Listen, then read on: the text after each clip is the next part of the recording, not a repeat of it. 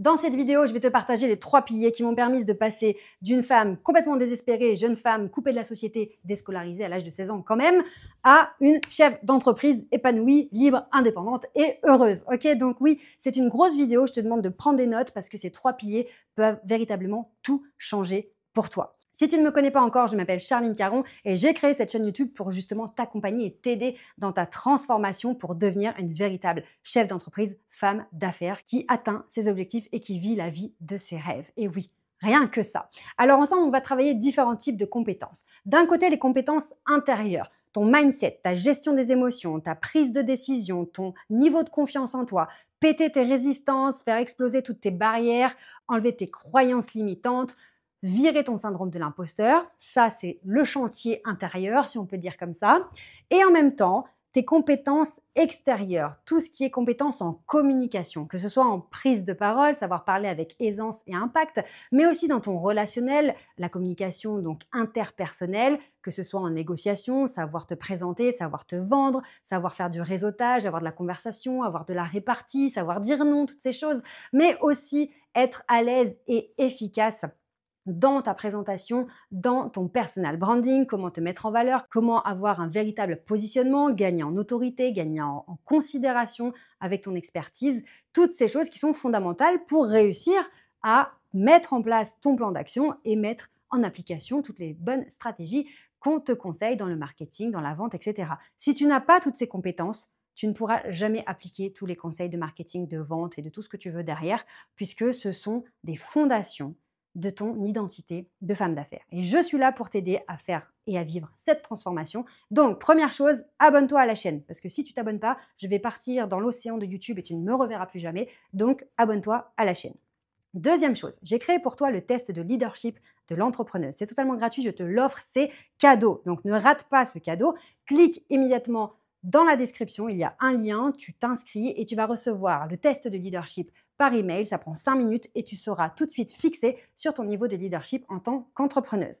Dernière chose et pas des moindres, j'organise une conférence en ligne en direct mercredi à midi. Donc, je t'invite, c'est gratuit, la place est offerte. Donc, réserve ta place en cliquant sur le lien dans la description et tu pourras m'expliquer ta situation dans le chat puisque je serai en direct avec toi. Alors, le premier pilier que je voulais absolument te partager dans cette vidéo, c'est, attention, très important, parce qu'il y a toujours l'enrobage du conseil et après, on plonge en profondeur et c'est là que ça pique. Alors, le premier conseil, c'est de refuser de rester dans une situation qui ne te convient pas, d'accord?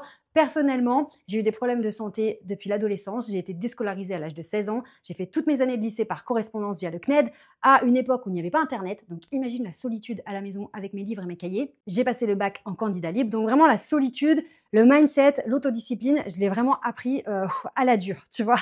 Et j'ai lancé ma première entreprise à l'âge de 25 ans alors que je n'avais aucune expérience, que je n'y connaissais rien, mis à part une envie de m'en sortir. Donc, ce premier conseil, pourquoi je te parle de l'enrobage? Parce que, officiellement, se dire « je refuse de rester dans une situation qui ne me convient pas », c'est très bien.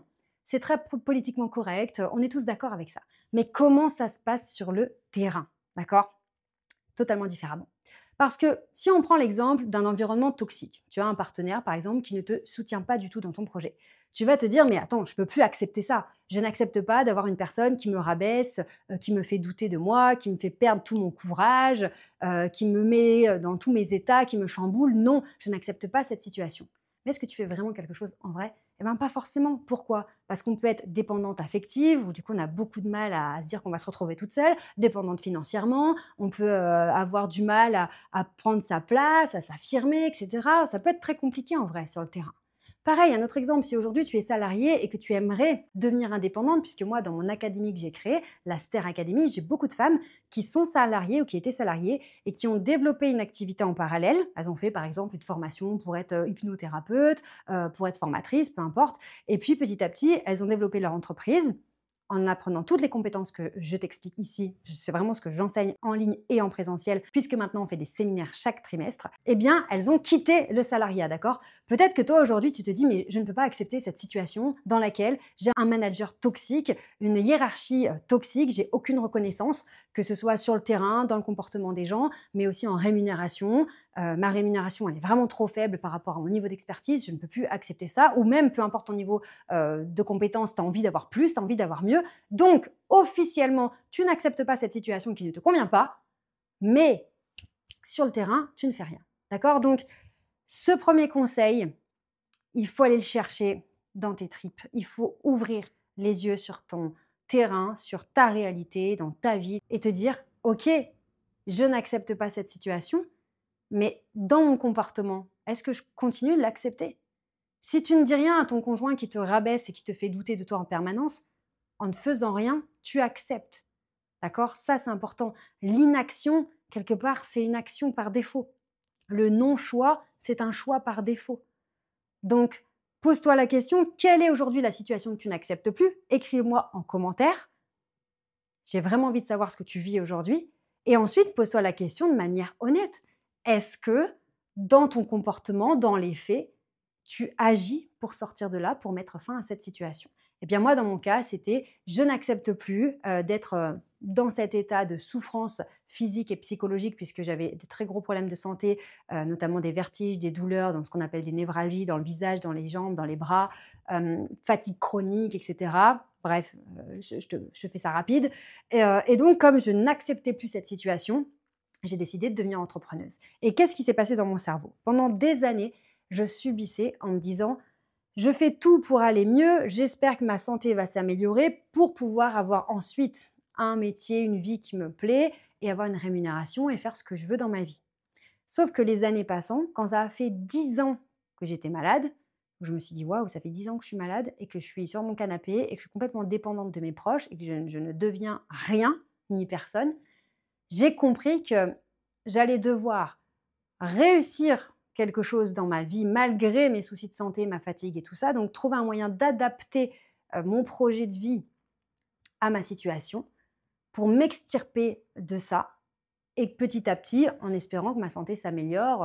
Mais de toute façon, je ne pouvais plus attendre. Donc, j'ai refusé de rester bloquée dans cette situation qui était insupportable et j'ai tout fait pour trouver un moyen de m'en sortir. Donc, ce premier conseil, il est fondamental, c'est de refuser de rester dans cette situation-là, mais le refuser dans le comportement, le refuser dans l'action. Et quand on refuse de rester dans une situation, qu'est-ce qu'on fait? On commence à faire des choses différemment. On commence à faire de nouveaux choix, de nouvelles choses. Et là, la magie opère. Deuxième chose, deuxième pilier maintenant, c'est un engagement. Encore une fois, là, on n'est vraiment que de l'engagement vis-à-vis de soi. D'accord? On est seul face à soi-même. Hein. Le réflexe de la majorité des gens, quand ils ont un mauvais mindset, que ça ne va pas dans leur vie, c'est de ne pas prendre de responsabilité. Alors moi, c'était mon cas. Je ne prenais pas la responsabilité de ma vie. Pourquoi? Parce que j'avais des problèmes de santé. Et non, ce n'était pas de ma faute consciemment de me dire je fais exprès d'être malade, je fais exprès de souffrir, d'accord? Mais c'était comme ça. Donc, à un moment donné, j'ai pris mes responsabilités. Bon, j'ai une vie qui est comme ça, j'ai une santé qui est comme ça, j'ai cette difficulté-là. Ok, c'est mon fardeau, je le prends, je l'accepte. Et moi et mon fardeau, on va avancer. C'est comme ça qu'on prend ses responsabilités. C'est pas en rejetant son fardeau ou en essayant de faire l'autruche. Ça fonctionne pas du tout. Donc, le deuxième pilier que je voulais te donner, et juste avant de te le donner, je voulais te dire si aujourd'hui tu es décidé à te transformer, à faire ce travail sur toi, comme je te l'expliquais, intérieur et extérieur en parallèle, eh bien, je t'offre un rendez-vous gratuit avec un membre de mon équipe. On les appelle les Success Managers. Ça va te permettre de savoir si aujourd'hui, c'est ça qu'il te manque pour développer ton business, d'accord?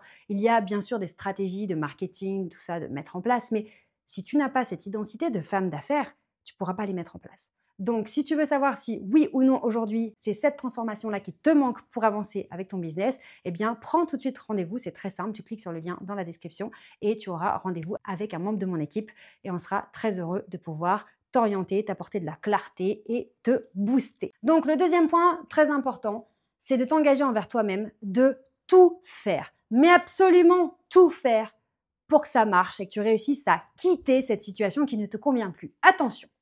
Quand je dis tout faire, ce n'est pas tout faire de manière vraiment bulldozer et exploser en vol. Hein. Là, je ne parle pas d'aller droit vers l'épuisement, droit vers le burn-out, parce qu'on a décidé qu'on allait tout faire pour réussir. Non, tout faire pour réussir, c'est certes du passage à l'action, des sorties de zone de confort, mais aussi des temps de repos, d'accord? Des temps où on se ressource, on recharge d'énergie, des temps où on prend du recul. Des temps aussi où on va aller voir des personnes qui ont fait avant nous ce que nous, on veut faire. Ça s'appelle prendre des mentors.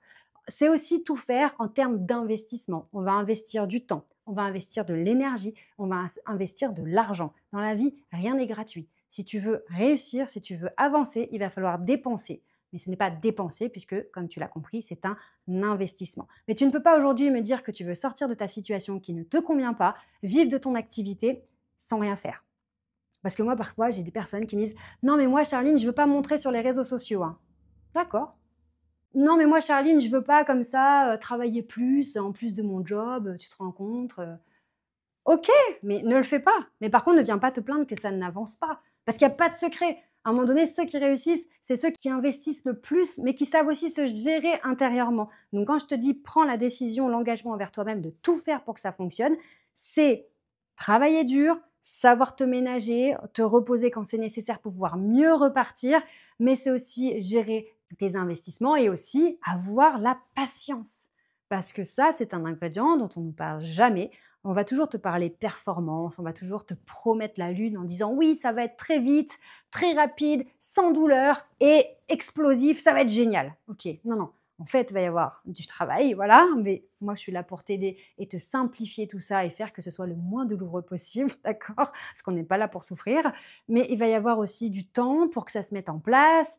Tous ces ingrédients vont compter. Donc, quand je te dis de prendre l'engagement envers toi-même, de tout faire pour que ça fonctionne, c'est de tout faire à tous les niveaux, que ce soit en persévérance, détermination, travail acharné, mais aussi en patience, en indulgence, en bienveillance envers toi-même. Donc, troisième pilier dans cette vidéo, d'ailleurs, pense bien à t'abonner à la chaîne pour ne pas rater les vidéos et mes conseils suivants. Le troisième pilier, là, on va s'élever un petit peu, d'accord? Il s'agit d'y croire. Là, je te parle de la foi au plus profond de toi-même. Parce que si tu n'y crois pas, tout va se casser la figure. Okay. On te parle encore une fois de persévérance, de travail acharné, etc. Mais si tu n'y crois pas vraiment, tu vas t'arrêter très vite. Tu ne vas pas réussir à sortir, à t'extirper de cette situation qui ne te convient pas. Tu ne vas pas réussir à créer cette vie dont tu as toujours rêvé. Tu ne peux pas devenir cette femme d'affaires qui s'assume, qui a confiance en elle, qui réussit tout ce qu'elle fait, si tu n'y crois pas profondément.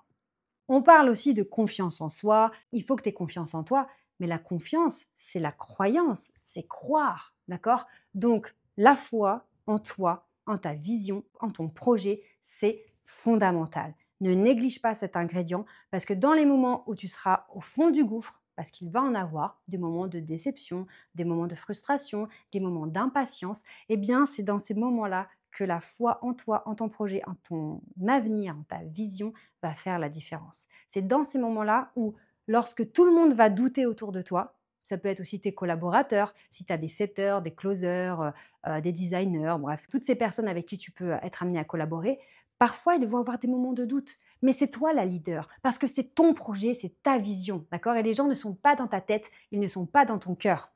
Donc tu dois assumer cette vision-là, y croire très très fort, le plus fort possible pour qu'elle devienne réalité et tu iras plonger dans cette foi inébranlable dans les moments de doute, de peur, d'impatience, de frustration. Et là, tu feras la différence avec toutes les personnes qui ne réussiront pas parce qu'elles mettront en place des trucs et des astuces, mais elles n'auront jamais été aussi profondément en elles-mêmes que toi. Donc tu vois, on a plein de choses à faire, des choses magnifiques, passionnantes, beaucoup de choses positives qui vont arriver. Donc, première chose, abonne-toi bien à cette chaîne pour ne rater aucune de mes vidéos. Deuxième chose, télécharge tout de suite ton test de leadership de l'entrepreneuse. Troisième chose, inscris-toi à ma prochaine conférence de mercredi à midi. Et quatrième chose, prends rendez-vous avec un membre de mon équipe si tu es décidé à vivre enfin cette transformation et devenir cette femme d'affaires que tu as toujours voulu devenir. Beaucoup de choses à faire, mais prenons les choses une par une, avec sérénité et confiance. N'oublie pas, tu mérites de réussir. Alors, je te dis à tout de suite pour une prochaine vidéo.